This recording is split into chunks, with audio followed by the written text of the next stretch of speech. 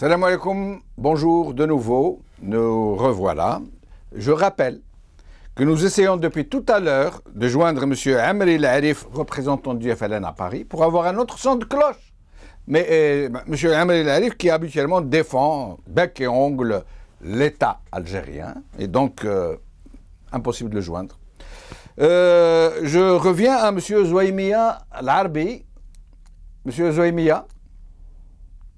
Oui, je vous écoute, oui. Ah, là, on vous entend très bien. Et vous m'entendez? Vous m'entendez? Malheureusement. Eh ben, pas l'Internet, je pense. oui, c'est dommage. Vous voyez bien, comme ça, il y avait ce langage corporel. Mais enfin, alors, dites-moi, moi, il y a une chose que je ne comprends pas, peut-être que vous pourriez nous expliquer. L'État algérien, je ne dis plus le régime algérien, ni la mafiocratie, ni la médiocratie, je dis l'État algérien. Ad-Doula al-Jazairiya. L'État algérien est en train d'affirmer que Bouteflika n'est pas malade, qu'il souffre de petites séquelles de son AVC, mais qu'il ne réfléchit pas avec ses jambes, mais avec sa tête, qu'il comprend très bien, qu'il gère très bien, qu'il a une belle vision, etc. Alors, la question que je voudrais poser, c'est pourquoi ne laisse-t-il pas le Conseil constitutionnel s'autosaisir pour mettre en application l'article 88? Parce que l'application de l'article 88, ça ne veut pas dire empêcher Bouteflika. Ça ne veut pas dire destituer Bouteflika. Ça veut dire juste désigner une commission médicale composée de professeurs en médecine pour examiner l'état de santé du président, donner son avis, s'il peut ou non continuer d'exercer le pouvoir. Et même si la commission dit non, il ne peut pas exercer le pouvoir, on laisse au président 45 jours après le constat, après le diagnostic de la commission. Et 45 jours après, la même commission réexamine le président. Et si à ce moment-là, elle confirme, elle dit non, ça y est, il a pété les plans, il est déconnecté, il ne peut pas diriger un pays, à ce moment-là, la procédure d'empêchement est mise en route. Or, pourquoi l'État algérien? Pourquoi Ah, nous l'avons perdu. Alors, mais j'espère que Hicham Aboud a écouté ce que je suis en train de dire, et donc j'espère qu'il va pouvoir répondre. Pourquoi ne met-il pas en branle la désignation de cette commission médicale pour nous dire si le président Bouteflika est malade ou non? Hicham. Djamaldine, le Conseil constitutionnel n'a aucune crédibilité du moment qu'il a accepté la candidature d'un homme dont le certificat médical est douteux et au lieu que ce soit un certificat délivré par des médecins algériens, c'est un certificat qui a été cherché au Val de Grâce quelques jours auparavant. Je m'excuse, Hicham, je m'excuse. Par un Meddelsi qui reconnaît manquer d'intelligence, comme il avait dit au cours du procès de Khalifa, oui. Il n'a aucune crédibilité, ce conseil. Ce qu'il faut, j'estime, l'intervention de personnalités politiques, historiques, connues pour son patriotisme. Ces personnalités doivent intervenir justement auprès de l'institution militaire qui doit actionner le Conseil constitutionnel, l'obliger à reconnaître que ce président n'est plus capable d'assumer ses fonctions. Non mais Hicham Aboud, l'article 88, qu'est-ce qu'il prévoit? Il prévoit juste, dans un premier temps, de désigner une commission d'enquête, une commission médicale composée de professeurs en médecine chargé d'examiner le président. Or, pourquoi, à partir du moment où ce régime dit « Non, il n'est pas malade », qu'est-ce qui l'empêche de désigner une commission médicale pour nous rassurer sur l'état de notre cher président? Écoutez, il faut être, excusez le terme, être un imbécile pour dire que ce président est en bonne santé. Ce président qui n'a pas adressé la parole au peuple algérien depuis le 8 mai 2012, donc ça fait maintenant plus de presque deux années, ce président qu'on voit converser avec des personnalités étrangères, avec un micro qui tend sur la joue, c'est connu. Le bonhomme, il est tout le temps en Suisse, il est tout le temps en France, il est tout le temps malade. Ce bonhomme, il ne quitte pas sa résidence, la résidence de Géraldas. Géraldas, c'est pas le siège de la présidence de la République. Géraldas, c'est une résidence de repos. Ce président qui ne peut même pas assister à un match de football. Ce président qui ne peut même pas assister aux festivités du 60e anniversaire de la Révolution. Donc, il est malade. On n'a pas besoin d'une commission. Mais c'est dit, bon, ok, on consent qu'on ramène une commission médicale algérienne. Mais n'oubliez pas qu'aucun médecin algérien ne possède le dossier médical du président. Le dossier médical du président est entre les mains des médecins français. Donc, il faudrait que des médecins algériens se penchent sur le dossier du président algérien et nous disent la vérité. Restez avec nous, Hicham Aboud, restez avec nous. Excusez-moi, Jamal, oui, cette vérité ne sortira de la présidence de la République algérienne que contrainte et forcée. Il faudrait qu'on aille forcer cette présidence. De toute façon, qui est-ce qu'il y a dans la présidence? Il y a Saïd Bouteflika, c'est tout. Et son père Nasser maintenant. Nasser est à El Mouradia et Saïd est à Zeralda pour surveiller son frère. Voilà. Restez avec nous, Hicham. C'est de l'Arbin de lâcher prise, de laisser l'Algérie tranquille. Restez avec nous, Hicham, restez avec nous. L'Arabie Zoémie a décidément aujourd'hui pas de chance, hein?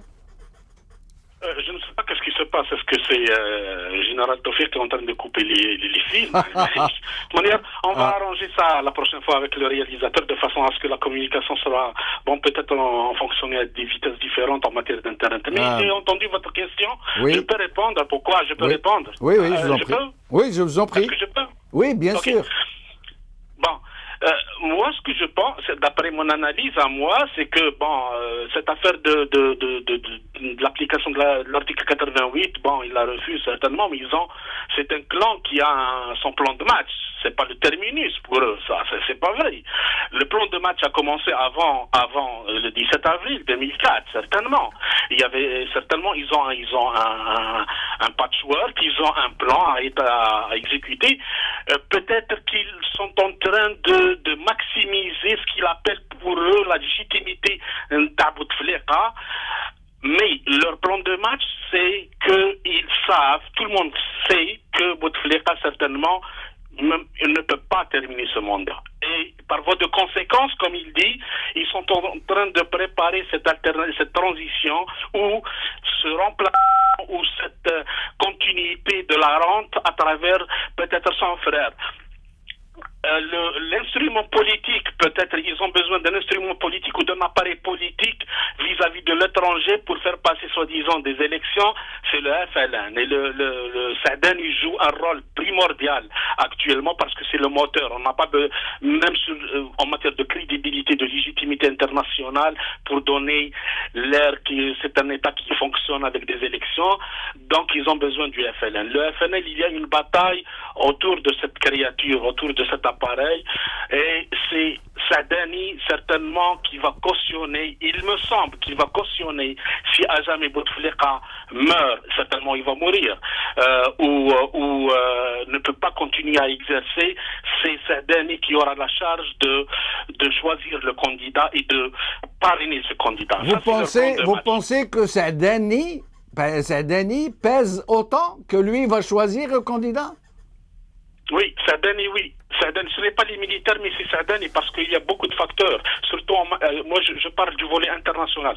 On peut pas, l'Algérie, quelles que soient les alliances, quels que soient les intérêts, ne peut pas se permettre des élections où il y a une main militaire. Il faut une couverture politique. La couverture politique va être assurée par cette rente représentée surtout par le FLN. Bon, le RND en route de secours, mais entre eux, certainement, il y a certaines tensions éphémères, un opportunisme de circonstances.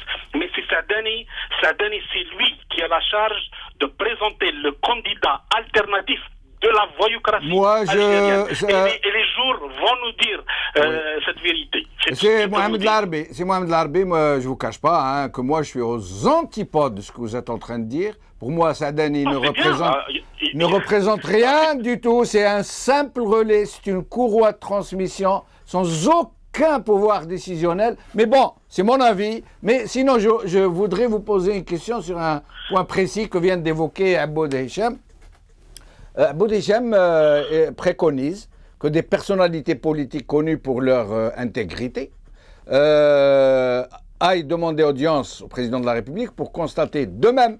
Ça veut dire, puisqu'il n'y a pas de commission médicale qui constate, il dit qu'il faut faire constater son état de santé réel par des gens auxquels nous faisons confiance. Et donc il dit, et si à ce moment-là, il constate qu'on leur ment, qu'on nous ment, que le monsieur est vraiment déconnecté, qu'il ne se reconnaît même plus lui-même, et que malgré ça, ceux qui sont derrière la vitrine officielle persistent, alors là, il faudra que l'armée, il préconise que l'armée, à ce moment-là, intervienne pour imposer, non pas un coup de force, mais pour imposer l'application de l'article 88. Qu'est-ce que vous en pensez ? Je ne peux pas faire un commentaire sur ce qu'a dit votre invité, mais peut-être il y a des gens qui croient que l'Amar est toujours vivant. Je ne peux pas épouser cette thèse-là. L'Amar, il n'est pas là. Et il n'y a pas, je pense pas que il y a un cercle comme ce qu'on a vu avant 99, il y avait ce qu'on appelle certaines alliances militaires entre quelques généraux, mais je ne pense pas. Il y a beaucoup de gens comme Hamroche qui croient que l'Amari est toujours vivant, or l'Amari est mort, mais je pense pas, je n'impose pas cette... Mais qu'est-ce que ça a à voir je n'ai pas compris l'Arabie Zouémia, pourquoi l'Amari? Je n'ai pas compris. Maintenant, il faut voir c'est qui les militaires. C'est qui les militaires? Est-ce que Gaïd Salah peut imposer un candidat? Ça, c'est pas vrai. Qui sont ces militaires? Les têtes représentatives de la caste militaire sont parties. Même les États-Unis le disent, même le Pentagone le dit. Il y avait des noms pour eux qui représentaient peut-être ces militaires sur lesquels on peut compter dans la lutte antiterroriste. Ces noms-là n'existent pas, y compris le général Tofek.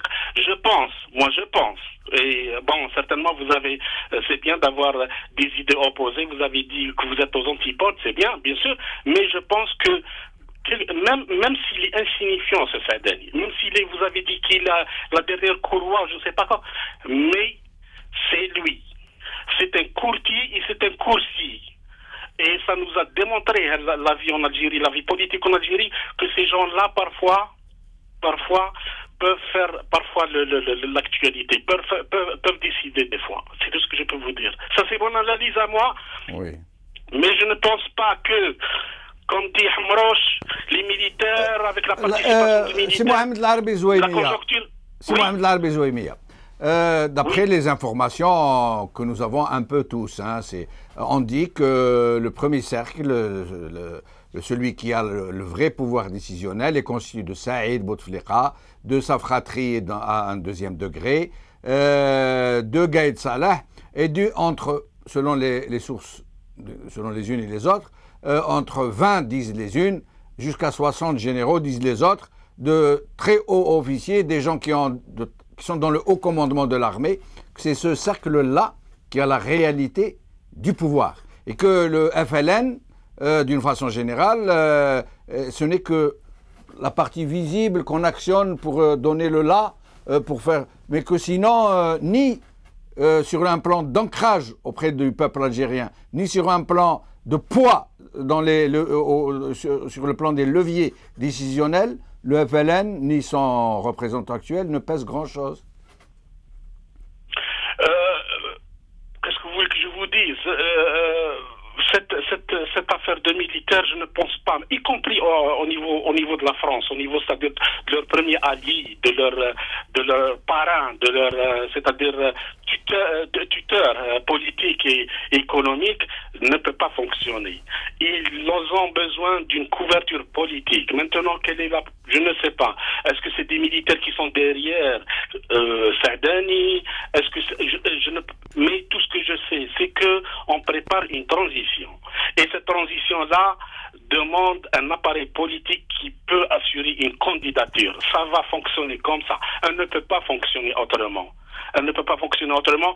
Et si on lit TSA, tout sur l'Algérie, on peut comprendre ce que dit Green, ce que dit Saadani, ce que dit, je ne sais pas, vous pouvez comprendre exactement même la lutte de clans qui existe entre Saïd et Yahya, entre Sellal et Saadani. Vous pouvez comprendre exactement de quoi il s'agit. TSA est révélateur. Il peut nous donner, je pense, un aperçu de ce qui se passe à l'intérieur de ce révélateur si nous lisons entre les lignes. C'est Mohamed Larbi Zouaimia, merci beaucoup d'avoir participé avec nous. Je retourne à Hicham Aboud. Hicham Aboud, qu'est-ce que vous pensez de la lecture de Mohamed Larbi Zouaimia? Vous savez, aujourd'hui, quelle que soit la lecture qu'on fait, il y a un fait reconnu, c'est que l'Algérie est dirigée par un pouvoir occulte qui n'est autre que celui des frères de Abdelaziz Bouteflika, et avec la complicité du commandement militaire qui refuse de prendre ses responsabilités sous prétexte qu'il ne s'ingère pas dans les affaires politiques, on peut lui concéder ce prétexte, et maintenant on doit faire appel à la classe politique pour que cesse cette parodie, comme je l'ai dit tout à l'heure. Nous n'avons pas d'autre moyen que de faire appel à des personnalités politiques respectables. Parce que qu'est-ce qu'il y a d'autre? Sortir dans la rue, ça va mener au chaos, et c'est ce que cherchent justement les frères de Bouteflika, mettre les Algériens face à face, comme ils l'ont fait au début de l'année 2012, quand Saïd Saadi, Ali Yahya Abdel-Nour et d'autres personnalités politiques sont sortis manifester dans la rue, eh bien, ils leur ont ramené des voyous de l'Harrach et de Baboulouad payés à 1 200 000 la journée pour les caillasser. Qu'est-ce qu'on doit faire? Eh bien, les partis politiques qui demandent eux-mêmes l'audience au président, Bouteflika ne les écoute pas parce que ce régime pratique la politique du mépris.